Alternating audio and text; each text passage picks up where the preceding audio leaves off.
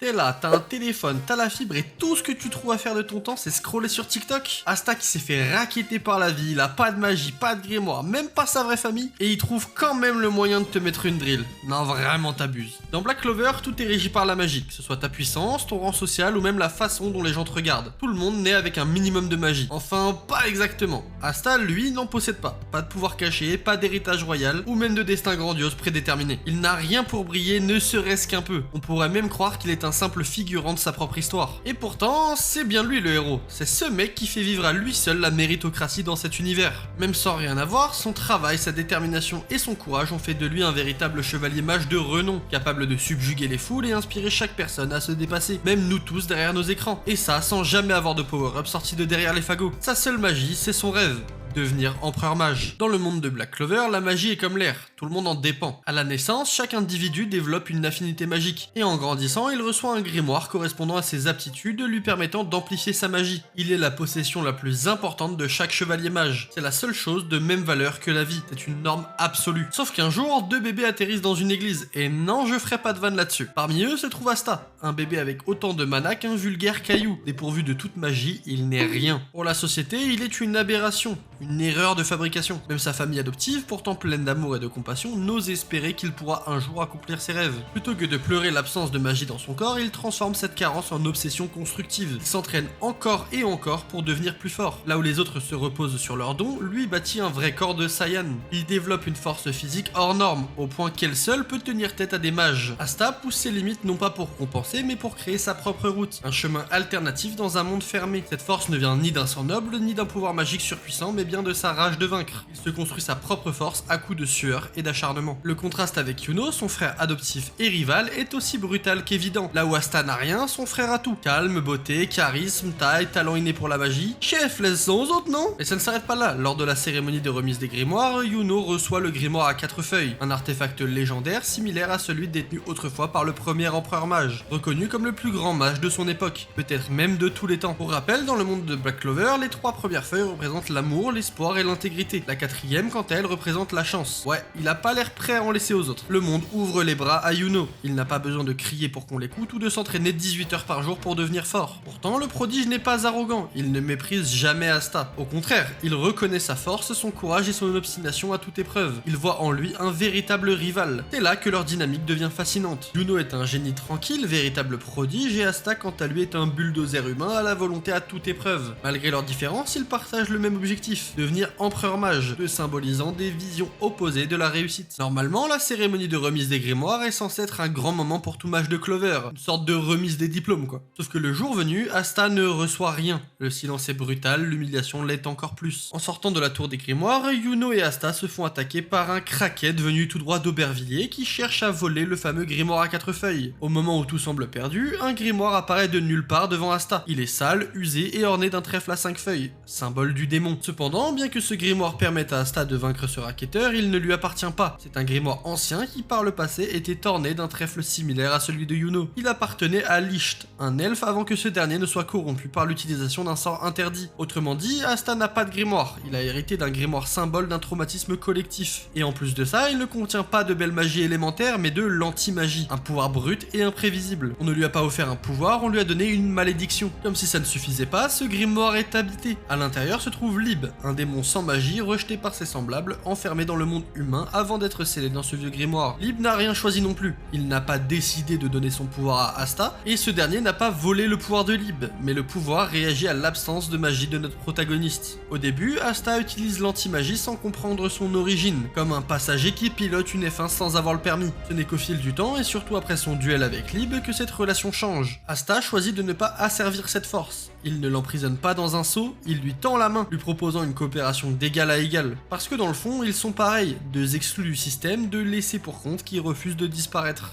C'est là que cette symbiose prend tout son sens. Le pouvoir d'Asta ne lui appartient pas, mais c'est justement parce qu'il traite Lib comme un partenaire qu'il peut utiliser sa force pleinement. Et cette relation de symbiose librement consentie, bien qu'inhabituelle dans le monde de Black Clover, devient une force unique. L'anti-magie ne sert pas Asta par obligation, mais par respect. Ce rapport transforme leur pouvoir partagé en une réponse politique et symbolique à tout ce que le royaume de Clover incarne. La domination par la naissance, la maîtrise comme condition de légitimité et le rejet de ceux qui ne rentrent pas dans les cases. Le véritable pouvoir d'Asta n'est donc pas l'anti-magie, mais bien sa capacité à fédérer et unir les pièces brisées en quelque chose de plus grand. Parmi les choses qu'Asta utilise, ses épées sont les plus emblématiques. Massives, rugueuses et imprégnées d'anti-magie, elles sont à son image, brutales mais diablement puissantes. Mais en réalité, ces armes ne lui appartiennent pas, elles sont issues du passé chargé d'une histoire qui n'est pas la sienne. Dispelda, Draenda et Anilada sont des reliques anciennes. A l'origine, elles étaient maniées par Licht, un personnage dont la tragédie est gravée dans chaque lame. Ces épées ont beau être liées au grimoire corrompu d'Asta, elles ont été créées par quelqu'un de radicalement opposé, un être surpuissant guidé par un idéal devenu vengeance. Asta, lui, n'a rien à voir avec tout ça. Il n'est ni elfe ni noble. Il n'a hérité ni de la technique, ni du savoir, ou même de la mémoire de cette légende. Et pourtant, il prend en main ces épées lourdes de symboles et de poids comme s'il avait toujours été censé les manier. Contrairement à un mage qui canalise sa magie à travers son grimoire, Asta manie ses épées à la force de ses bras. Elles sont si lourdes que seul son entraînement physique, né de son absence de magie, lui permet de les soulever. Et malgré tout, il parvient à en faire un prolongement de sa volonté. Pas parce qu'elles ont été forgées pour lui, mais parce qu'il refuse de se laisser définir par ce qu'il n'a pas. Il prend ce qui aurait pu être une relique maudite, un outil de destruction, et il en fait une arme de protection. Ce schéma se répète jusque dans ses relations humaines. Lorsque Yami, son capitaine et mentor, lui confie son katana, n'est pas une simple transmission d'armes, c'est une reconnaissance, un passage de relais entre deux marginaux, deux parias devenus piliers de la paix. Encore une fois, Asta reçoit une épée chargée du passé d'un autre homme, et il choisit d'en faire le prolongement de ses propres valeurs. C'est là toute la symbolique d'Asta. Il manie des armes du passé pour bâtir un futur qui n'a jamais été prévu pour lui. Asta est connu pour être l'unique détenteur de l'anti-magie, une force qui lui permet d'annuler les sorts et de faire jeu égal, voire mieux, avec des ennemis que même les mages les plus puissants redoutent. Malgré les apparences, ce pouvoir ne fait pas partie de lui. Il ne l'a ni développé, ni découvert ou même hérité. Il l'utilise juste. Asta ne cherche pas à fusionner avec l'anti-magie pour l'absorber.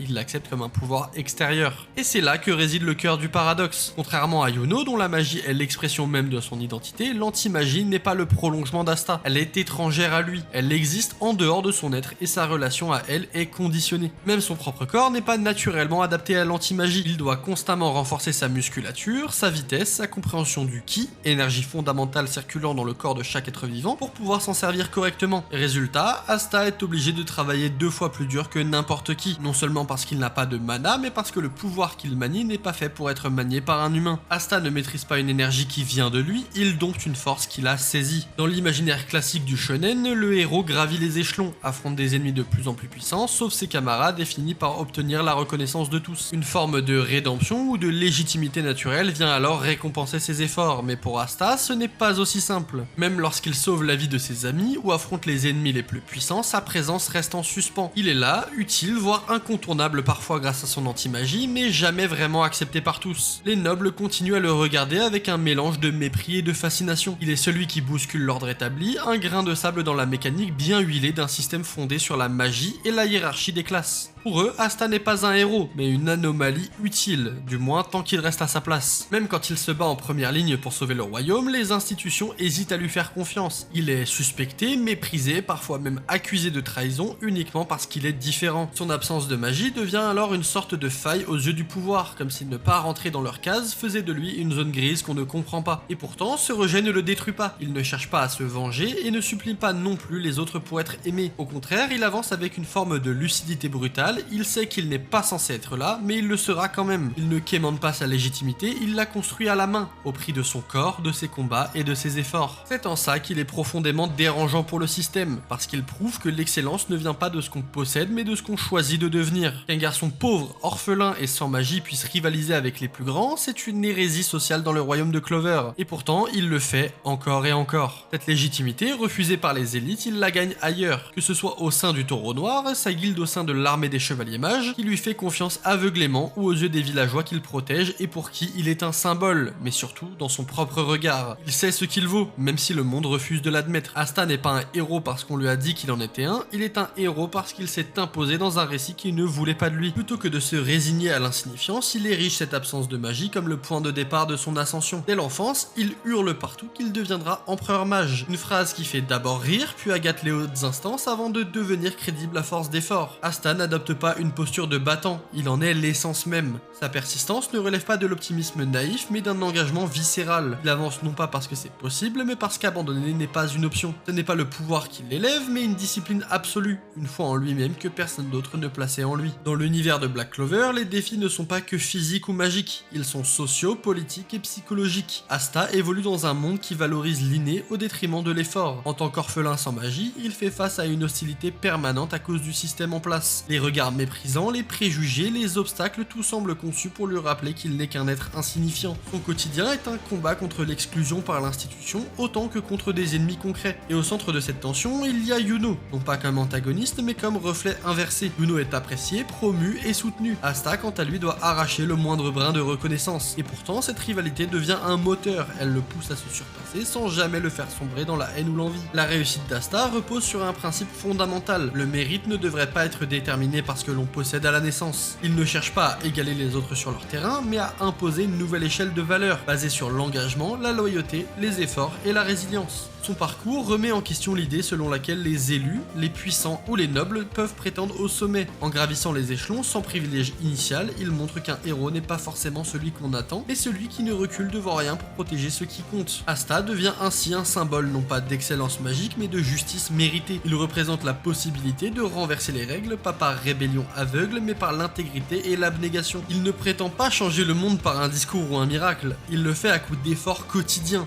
de convictions profondes et d'une foi indestructible en ce qu'il peut devenir, même quand tout le monde dit le contraire. Asta n'a jamais eu de magie, d'appui social ou l'admiration naturelle de ses pairs. Tout ce qu'il a construit, il l'a fait à la force de sa volonté, de ses bras, mais surtout de son cœur. Il n'a pas attendu qu'on lui donne sa chance, il l'a arraché jour après jour sans jamais se plaindre. Au-delà d'être un simple héros de shonen, il nous rappelle que la vraie puissance ne vient pas de ce qu'on possède à la naissance ou de ce que les autres pensent de nous. Elle vient de notre capacité à avancer malgré les regards, les jugements ou les limites qu'on nous impose. Asta, c'est le refus de l'injustice, la force née du vide. Il est l'exemple d'un mérite construit à la main, à coups de sueur et de cris. Il incarne une vision moderne du héros, celui qui à partir de rien forge une légende qui inspire les autres. Dans un monde ultra normé qui valorise le talent inné et les apparences, Asta nous crie qu'on peut être un héros même quand on n'a rien, tant qu'on ne perd pas de vue qui on est et ce qu'on veut devenir. Il nous montre que les regards des autres ne définissent rien. La rage de vivre, de progresser, de ne pas abandonner, ça c'est une vraie magie. Alors non, on n'a pas tous une épée anti-magie ou un démon enfermé en nous, mais on a quelque chose d'encore plus précieux. Cette flamme intérieure, cette capacité à devenir une meilleure version de soi-même, même si personne n'y croit. Il n'y a pas de magie plus puissante que celle d'un être humain qui refuse de plier. Un héros, ce n'est pas celui qu'on célèbre, non, c'est celui qui avance quand tout le pousse à abandonner. Parce que c'est dans la lutte silencieuse, dans la sueur et dans les cicatrices invisibles que naissent les vrais héros.